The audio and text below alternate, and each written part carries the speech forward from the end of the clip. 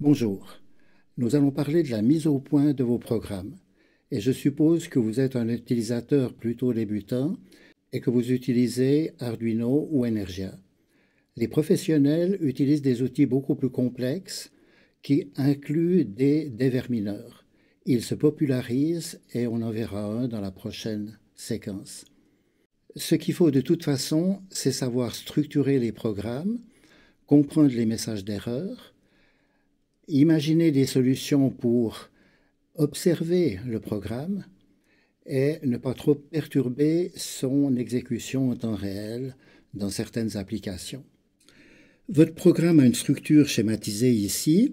Il faut naturellement commencer par mettre un nom, une date pour que s'il est imprimé, vous retrouviez sur quel dossier il va se trouver. Ensuite, vous avez la description du matériel avec des includes. C'est très important de choisir des noms explicites, on l'a vu, et d'initialiser complètement le matériel. Ceci se fera dans le setup. Et maintenant, les fonctions utilisées dans le programme, certaines sont appelées dans le setup pour initialiser, et on les retrouve évidemment dans la boucle de programmation. Et ces fonctions, naturellement, très souvent, appellent des fonctions de plus bas niveau qui se réfèrent au matériel. Ce qui est important, c'est de progresser par petits pas, de bien tester le matériel et les définitions et les fonctions indépendamment. C'est aussi important de garder les anciennes versions avec des noms ou une chronologie. Très souvent, on perd tout à coup les pédales en disant « mais pourquoi est-ce que ça ne marche plus? J'ai fait un tout petit pas de rien du tout.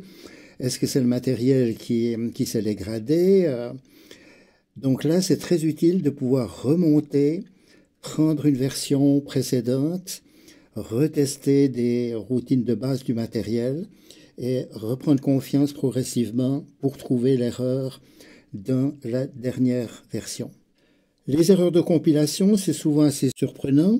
Vous oubliez un point-virgule, vous pouvez avoir un message relativement clair, l'instruction suivante est délai, mais si vous trouvez un 63 cannot be used as a function, il n'y a pas de 63 dans votre programme.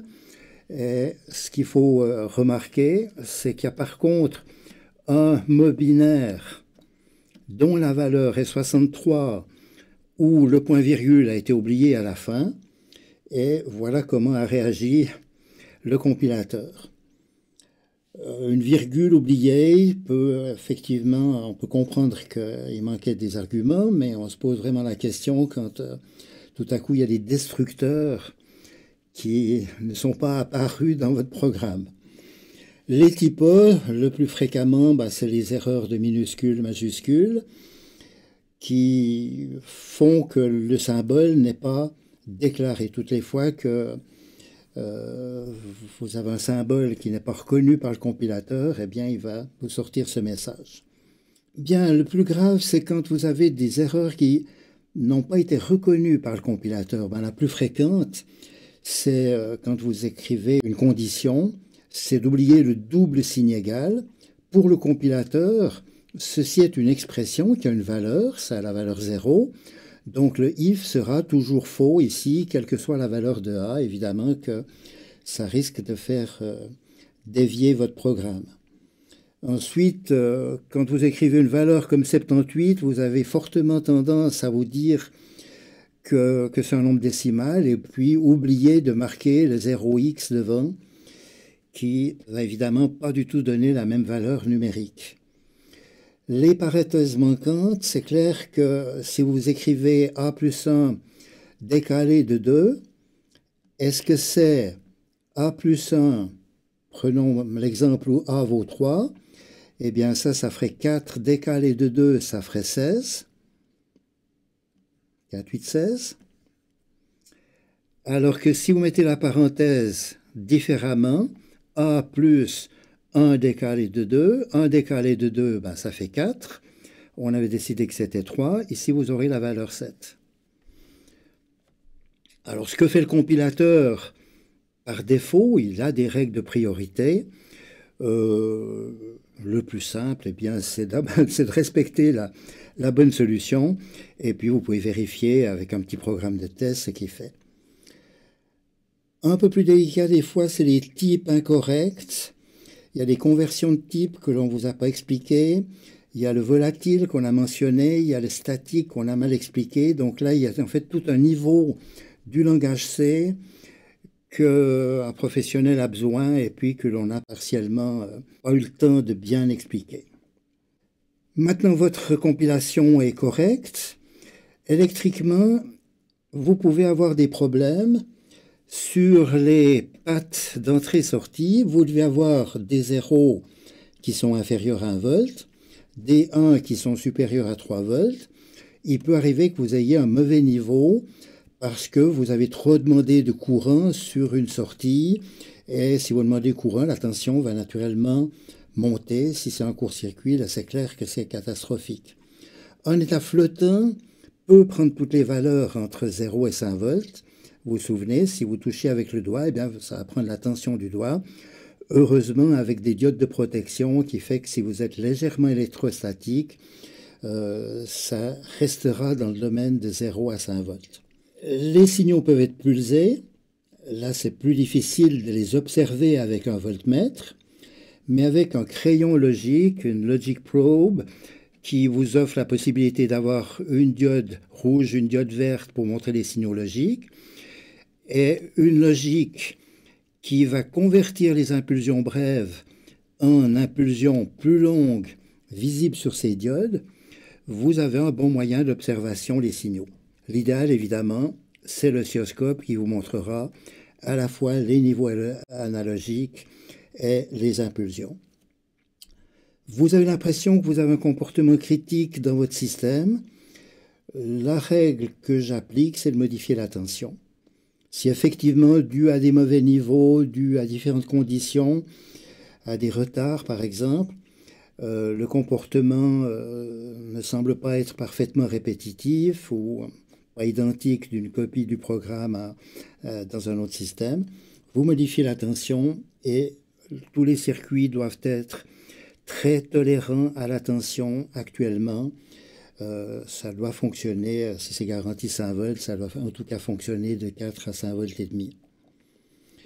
Bien, vous avez quand même un problème maintenant avec votre programme et une solution, c'est d'enlever des parties de programme en se disant, peut-être que l'erreur est dans cette partie. Alors vous avez une facilité d'Arduino que vous trouvez dans le menu édition, qui est de commenter, décommenter. Donc ici, dans cette période, on avait supprimé, on a commenté une partie du programme, et puis maintenant, en recliquant sur le même index, eh bien, on va décommenter et faire réappartir cette partie. C'est évidemment un petit peu dangereux parfois, puisque si une variable est utilisée ou déclarée dans cette partie, ça peut perturber le reste du programme. Mais dans beaucoup de cas, il faut connaître le truc. Les professionnels utilisent dans leurs programmes très complexes une possibilité d'insertion conditionnelle, qui est très pratique si vous voulez avoir un seul programme qui en fait agit sur 2 environnements différents et puis qui sont légèrement différents. Vous avez 2 types de capteurs. Eh bien, votre programme, avec un if, dièse if en fait, va dire ce qu'on garde comme instruction dans un cas ou dans l'autre. Alors, il y a l'instruction dièse define debug. Et puis, ici, pour un petit programme de test, j'ai un ifdef debug. Donc, si debug a été défini, les instructions entre le ifdef et le endif vont être exécutées. Alors, voilà le genre de petit programme de test qu'il vous faut toujours faire pour vérifier que vous avez bien compris quel est le rôle du debug. Et puis maintenant, si je supprime cette ligne, c'est ce que demande cette syntaxe, eh bien, je vais supprimer l'exécution de ces instructions qui se font seulement quand debug est défini. Alors, il n'y a pas de point-virgule. C'est un préprocesseur qui va gérer le programme avant de l'envoyer en compilateur et il va simplement pas envoyer les instructions qui ont été définies avec des diazifs. Une solution de dépannage, c'est de dire j'ai ma fonction qui semble pas donner les bons résultats. Est-ce que c'est la faute de la fonction ou bien est-ce que c'est la faute de l'utilisation de ces résultats plus loin? Alors, si vous simplifiez cette fonction pour simplement qu'elle rende la valeur connue, vous pouvez vérifier que la suite du programme travaille correctement avec cette valeur et puis vérifier des conditions limites. Est-ce que c'est un 0? Est-ce que c'est maximum? Donc, c'est un bon moyen de certifier en quelque sorte les programmes. Et maintenant, une fois que vous avez focalisé sur l'erreur, sur le fait qu'il y a une erreur dans cette fonction, vous pouvez la tester séparément ou l'analyser un petit peu mieux. Quand vous avez des affichages balayés, comme on avait vu l'affichage à 4 digits, augmenter les délais, c'est clair, permet de bien voir ce qui se passe successivement sur chaque digit. On peut aussi, à un endroit critique du programme, allumer une LED et puis on sait que si cette LED est allumée et éteinte, eh bien le programme a passé par là. Plus riche, mais qui va alors bloquer l'exécution, c'est d'observer les variables grâce au serial print. Et vous pouvez faire une fonction stopx qui va prendre le paramètre que vous avez déclaré et puis imprimer valeur hexa printl valeur hexadécimale. C'est très important quand vous voyez une valeur de bien savoir si elle est décimale ou hexadécimale. Et ensuite, vous bloquez le programme et puis il faudra le récompiler en ayant repéré l'erreur. Alors le serial print est relativement lent. Vous pouvez utiliser du SPI plus rapide, mais c'est moins confortable. Si vous voulez maintenant observer et continuer, alors vous pouvez par exemple prévoir 2 paramètres et faire en sorte que quand vous appelez cet affichage de la variable, d'avoir un numéro de référence, une variable qui n'est pas toujours la même, et vous allez voir maintenant, en ayant pressé chaque fois ou en ayant fait un délai, mais ça peut être assez pratique d'aller pas à pas d'un point d'observation au suivant. Et dans le fond, c'est ce que font les dévermineurs. Simplement, ils vous offrent une possibilité d'interaction avec toutes vos variables beaucoup plus complète. Et aussi une plus grande facilité d'enlever ces points d'arrêt dans le programme. Maintenant, si vous avez des problèmes de temps réel et que vous ne pouvez pas arrêter l'exécution, une solution, c'est d'afficher sur une LED. Et si vous utilisez un digital write, ça va ralentir votre programme de 2 microsecondes. Donc, c'est nettement mieux d'utiliser un bitset, bitclear, qui va prendre 2 cycles d'instruction, moins de 0,1 microseconde. Vous pouvez aussi, comme on l'a vu, faire un OU exclusif avec un masque qui est un bit 1 position 5 et pas 4. Évidemment que si maintenant vous avez un oscilloscope, ça vous permet de visualiser des bits qui ont été activés, désactivés. Ça vous permet de mesurer des durées de routine et vous pouvez perturber dans le fond le moins possible les activités du programme. Si vous avez par exemple un programme qui reçoit un signal infrarouge, c'est clair que vous ne pouvez pas l'arrêter, mais vous pouvez par exemple allumer une LED au début d'un bloc d'informations reçu, l'éteindre à la fin. Vous pouvez allumer seulement si ce bloc d'informations correspond à une adresse qui a été décodée correctement, etc. Donc ce qu'on a vu pour aider à la mise au point, c'est qu'il faut bien documenter les programmes, évidemment. C'est qu'il faut connaître quelques trucs pour mieux interpréter les messages d'erreur et intervenir dans le programme pour le faire avancer pas à pas et vérifier que son évolution est correcte jusqu'à ce qu'il marche entièrement.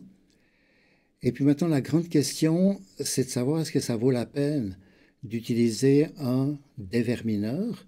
Ça implique d'avoir un outil plus compliqué à mettre en œuvre, de déclarer des projets. Surtout, ce que j'aimerais que vous réalisiez, c'est que ces programmes sont compatibles avec du C et ne reconnaissent pas les instructions Arduino. Donc, un compilateur Arduino qui permettrait d'appeler des fonctions de débugage n'existe pas encore à ma connaissance.